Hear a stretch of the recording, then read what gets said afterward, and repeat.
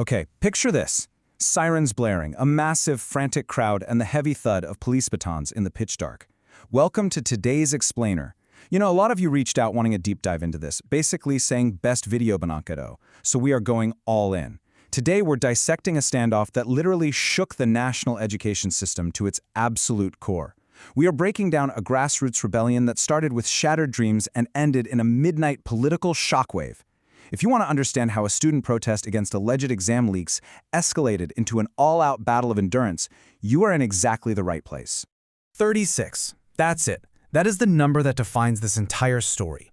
Because for 36 grueling days, the futures of 2.4 million students were just hanging by a thread. I mean, this wasn't your typical weekend rally. We're talking about an unprecedented, grueling test of physical and mental endurance. We're going to see exactly how an unimaginably massive scale of affected youths took their absolute desperation and channeled it into a relentless multi-week struggle that simply refused to be ignored. Just look at the absolute climax of it all. This was the 36th night at Jantar Mantar. It's a completely visceral scene. The air is choked with tear gas, lit up only by the glow of smartphone flashlights. You have students here who had been on hunger strikes for nearly a month. The tension was literally at a boiling point. And then, out of nowhere, at exactly 11:42 p.m., the news breaks. The education minister had resigned. So, how do we get there? Section 1. The Shattered Dream and the Birth of CJP. To really wrap our heads around that explosive climax, we have to rewind a bit. The inciting incident was June 3, 2024. The highly anticipated NEET medical exam results were finally coming out. You can imagine the scene, right? Parents are praying, students are sweating it out. For 2.4 million kids, this was the culmination of years of intense study, and for a lot of families, just massive financial sacrifice. But then, the devastating news drops. Widespread reports of a paper leak. Just like that, years of hard work, gone, turned to dust. That very night, fueled by absolute heartbreak and raw anger, about 200 youths showed up at Jantar Mantar, wearing masks, holding posters, and demanding answers. Now, this small, somewhat marginalized gathering, they quickly got organized. They formed a new grassroots movement and adopted, honestly, a highly unique name, the Cockroach Janta Party, or CJP. They had two very clear demands. One, justice for the leaked exams, and two, the complete removal of the National Testing Agency, the NTA. At first, the media kind of brushed them off, thinking it was just a two-day fuss, but the CJP had a very specific and deeply philosophical reason for that unusual moniker. Check this out. When a reporter asked why on earth they called themselves that, a 17-year-old protester gave this incredibly powerful response. They said, "Try to kill a cockroach, it stands back up. We are the same." Wow, right? It wasn't just some quirky random name, it was the emotional core of the entire movement. It perfectly captured that absolute resilience, that total refusal to be crushed that defined these students' mindset for the next month. Which brings us to Section 2, the 36-day war, escalation at Jantar Mantar. Because that resilient mindset, it was about to collide with massive physical force. It's like an unstoppable force meeting an immovable object.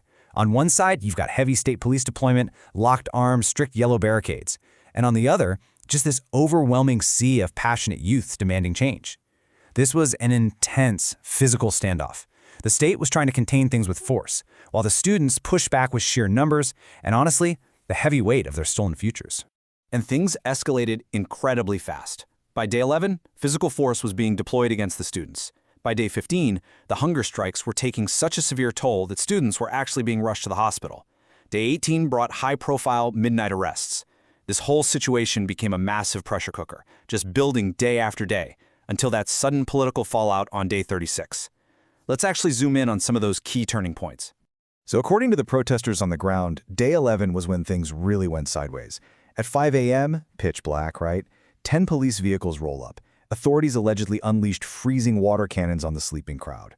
And when the students somehow stood their ground, completely soaked, reports say tear gas was fired into the mix, making it nearly impossible to breathe. Then came the Lathi, or baton charge. In the middle of all this chaos, internet and electricity were cut, a young female student's arm was reportedly broken, and 14 students were left injured. This was really the moment it turned into a true war of attrition. And it was right in the middle of this brutally challenging environment that climate activist and education reformer Sonam Wangchuk stepped up. He really galvanized the movement by kicking off a severe 26-day hunger strike, surviving on literally nothing but salt and water. Despite doctors pleading with him to stop, the guy dropped 8 kilograms. He absolutely refused to yield until the NTA was dismantled. This all came to a head on day 18. At 4:10 a.m., police showed up unannounced and detained Wangchuk without a warrant while the camp was asleep.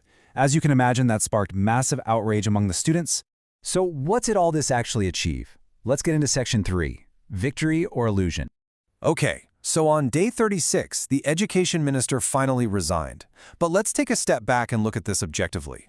We need to contrast what was actually demanded with what actually happened. Yes, the minister resigned, but look at those core systemic demands. A re-NEET exam? Not conducted. Removal of the NTA? The NTA is still completely intact. What about punishing the top officials involved in the leak? Well, those officials are still sitting right there in their chairs.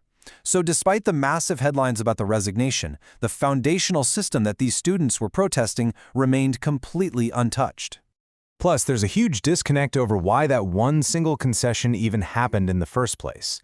The government's official stance was very strict. The resignation was merely a coincidence. They claimed he stepped down for, quote, personal reasons, and that it had absolutely nothing to do with the protests. Well, the CJP and the students obviously laughed that off. For them, that personal reason was the intense, undeniable pressure of a 26-day hunger strike. They point out that if it was totally unrelated, why did it happen exactly on the 36th night of intense public scrutiny, right? And that brings us to Section 4, the human cost. Look, regardless of where you stand on the political debate around that resignation, the facts on the ground are completely undeniable. Over those 36 days, the human cost was just severe. 12 students physically injured by batons. 10 legal FIRs filed against these young protesters. 3 students hospitalized for a full week. And practically every single person who joined that 26-day hunger strike suffered really dangerous drops in blood pressure and blood sugar. Yet nobody left. There's this one harrowing account of a mother literally begging her son to just give up and come home. And you know what his response was? He said, "Mom, if we give up now, next year my younger brother's exam will be leaked too." So you see, this wasn't just some fleeting moment of teenage anger. This was a deeply rooted, desperate demand for a secure future. Even as the physical protest at Jantar Mantar disbanded, Sonam Wangchuk left the students with a defining thought. He said, "The hunger strike has ended, not the movement." For the leaders of the CJP, the battle didn't end, it just transitioned from the streets into a much longer-term ideological war. Today, Jantar Mantar might be completely empty, but that deep fear of a flawed system, that definitely hasn't vanished. And it leaves us with a really vital question. After 36 days of hunger, tears, and absolute resilience, was the removal of one single minister a true systemic victory for the CJP, or was it merely a surface-level concession designed to just quiet the masses while the core issues stay exactly the same? Really think about that. Drop your thoughts down in the comments, and hey, if you value clear, structured, deep dives like this explainer, make sure to hit subscribe so you never miss out. See you in the next one.